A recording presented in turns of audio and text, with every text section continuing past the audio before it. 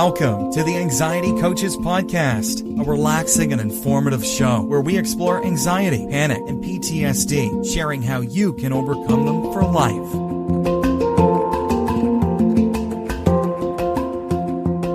Aloha! Welcome back to the Anxiety Coaches Podcast. I'm your host and coach, Gina Ryan, and I am so happy to be with you again today as together we can consider the many ways to bring your mind and body back to its natural peace and calm. In today's episode, I want to talk about healing anxiety through the power of letting go. We talk about letting go, we talk about surrender. There's a lot of different ways we can broach this subject, but it really needs to be put into practice. Once we can let go of the grip of, it's almost like a stranglehold that we have on controlling everything. Once we can actually begin to surrender, we can move through the healing process much more quickly and with so much more ease. I came across an article from Leo Babauta, again from Zen Habits, and I will put a link to the entire article in the show notes, but there were a couple of points I wanted to pull out of it to talk to you about today, because it's really important. The way that we can go about actually surrendering and actually letting go can be so healing. In this article, Leo mentioned, what does it actually mean to surrender, right? That word surrender, I call it letting go. Some people really balk at the word surrender, but what Leo says in his article is, what does this mean? It's the idea of letting go of some of our systems and instincts to get control, trying to make the world exactly as we would like it, trying to avoid all the things we dislike, and instead relaxing, accepting, even surrendering to the uncertainty and fluidity of this world. Now, I think that's an awesome description of surrendering, of letting go. And there is really so much power in that, because you can see even in that statement, there's so much that we do when we are going down the wormhole of anxiety. There is avoiding the things we dislike, right? Avoiding things. We talk about that, about being able to actually turn and face those things. And in a way, that is a little surrender. But let's go on here and see what else he says. The article says we let go of trying to control everything and smile with friendliness at the world as it is beautiful and amazing. And what I want to say here is that I often call this part of letting go loving what is, because you do put on that smile, you do relax into it, and you do see that everything the world around you is beautiful and it is amazing. So we can call it letting go. We can call it surrendering, loving what is, letting go of distress, letting life be.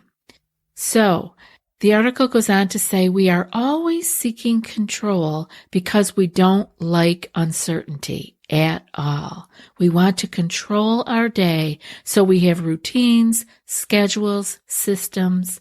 We create systems for our work, try to get control over our health through new diets or exercise programs, try to control our relationships or our future or finances. And there's nothing wrong with any of this, except that it's a bit futile to try to control the uncontrollable. And I love that piece of being futile to try to control the uncontrollable. This is where we get ourselves into trouble, because we are trying to influence something that we have no power over whatsoever. And I think when we can actually turn the light on this and see where in our own lives it is that we are trying to control things that aren't ours to control, we begin to be able to drop those and be able to have more energy and to actually be able to focus on the things we can control. Once again, the serenity prayer just comes right up once again. Grant me the serenity to accept the things I cannot change, and courage to change the things I can, and wisdom of all things to know the difference. And so let's go on here and see what else Leo has in this article that I highlighted. Oh, constantly trying to get control can result in, and what does he have for number one? The first thing, stress and anxiety about not having control. And I see this over and over, and you probably have experienced this yourself. The stress and anxiety about not having control. I experienced a lot of this myself, of wanting things to be in my control. I thought if I prepared enough, if I researched enough, if I took care of things enough, ignored myself enough, and that I could actually control other things around me. What was I doing? I was trying to control the uncontrollable. Other things that he says trying to constantly control gets you into is being driven by fears. This is exactly a trip down the wormhole, isn't it? Also, not being happy with how things are because you're not in control. Getting some degree of control over things, but still not feeling in control, so it keeps you seeking it. We know this well. Anxiety is not pleased. It's always asking for more, never enough. So you're always striving and always in anxiety. You're taking a trip down the wormhole. Other ones are lashing out at others when they interfere with your controlled world. Think about these things. These are very close to home. Another one is spending time, money, energy, and other valuable resources constantly trying to get control. Feeling lost, depressed, unhappy with yourself and the world when you can't get control, which is inevitable. So he goes on here to say that we can shift the focus from control to love. And that's what I felt just so in my heart, that this is exactly what it is. We want to shift from control to love, from fear to love. So how can we do this? We can pause. We can pause during our striving to control. And I'm telling you, the pause that we've talked about here before is the place that you can insert that pause anywhere.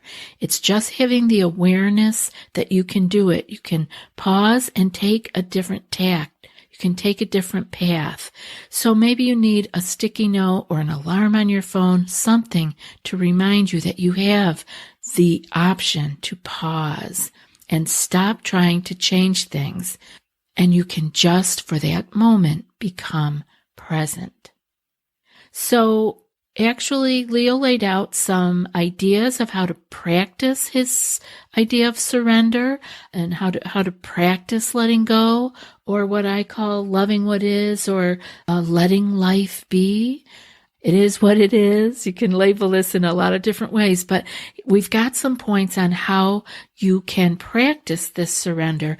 Now let's get to these ways that we can practice to get the habit, a new habit of surrendering, of letting it be, letting go of that tight grip that we have on control. So one of the places that I highlighted here, let's see.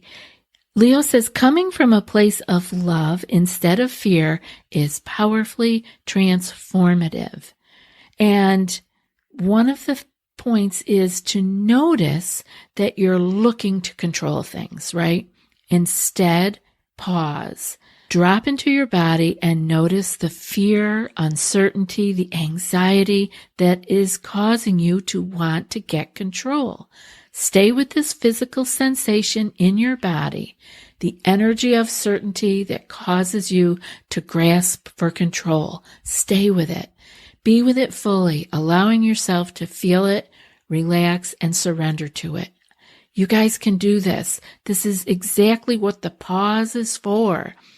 And again, we need to remind ourselves to pause. We notice that we are going off into our controlling behaviors, and we all have our own little recipe of control. We can take a breath and pause and just drop down into your body. Another one that I have here says, open yourself to the rest of the moment. Notice how amazing this moment is if you actually pay attention to it.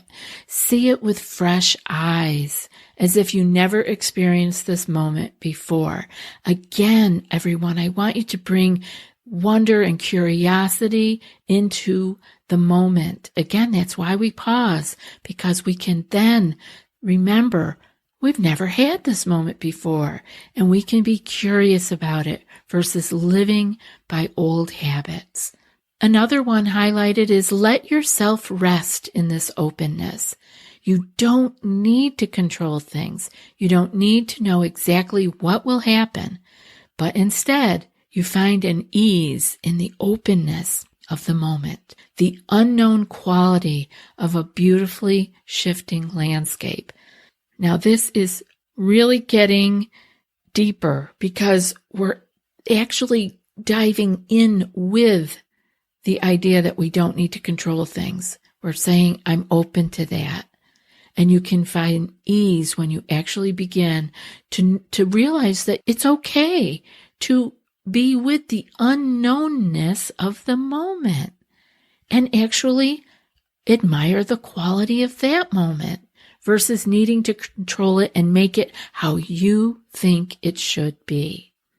Another one highlighted is, how can you love yourself and everything around you in the middle of this openness? Can you actually fall in love with this moment?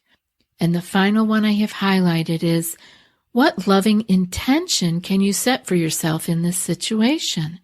Coming from a place of love instead of fear, what would be the best next step to take? I want you to sit with that. That's a great thing to actually even take to your journal after you found yourself that you had a day where you were falling into some controlling behaviors. I wish they had a keen bracelet for that, right?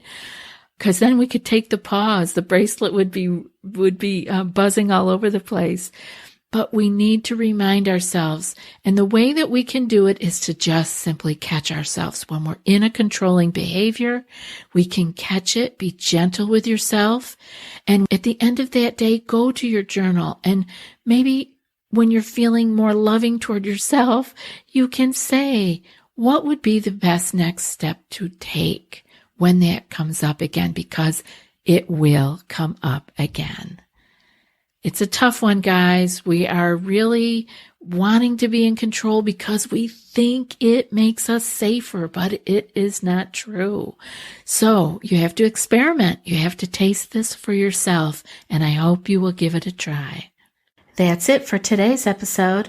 And before I read today's quote, I want to remind you that if you want more than what's offered here and more personal guidance, you might be ready for our group coaching membership program. It's a deeper dive into what you learn here on these episodes. Each month, you'll receive 2 anxiety clearing skill sheets sent in email. You'll also receive 2 live group coaching calls, which are recorded in case you can't attend. Those will help guide you through your challenges.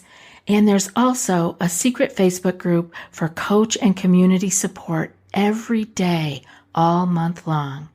So if you're ready for more, go to anxietycoachespodcast.com/group-coaching and join today. I'd love to see you in the group. And now for today's quote.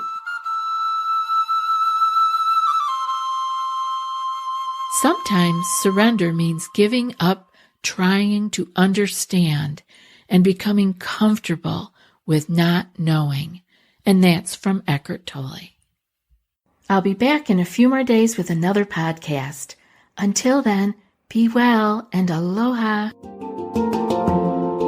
Thanks so much for joining us for today's episode of the Anxiety Coaches Podcast. Find more information at theanxietycoachespodcast.com.